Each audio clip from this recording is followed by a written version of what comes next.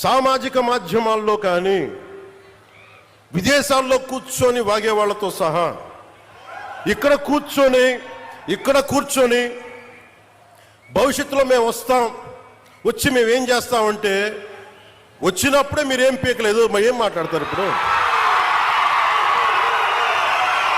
వచ్చినప్పుడే మీరేం పీకలా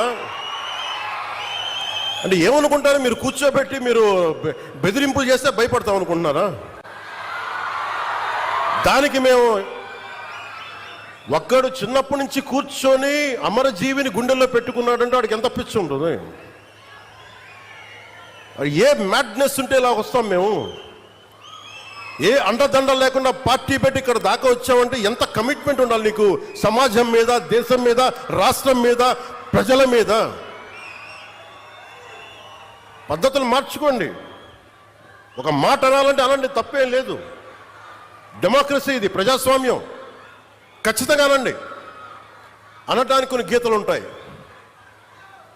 గీతలను దాటి మాట్లాడితే మీ చేతికి మళ్ళీ ముద్రలు వేయడానికి ఏముంది? అలా మాట్లాడే వాళ్ళు చెప్తున్నాను ఇప్పుడే.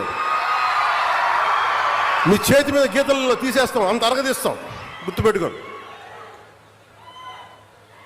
మేమన్నా కలెక్టర్స్ ఎస్పీల మీటింగ్ కూడా నేను ముఖ్యమంత్రి గారి సమక్షంలో తెలియజేశాను.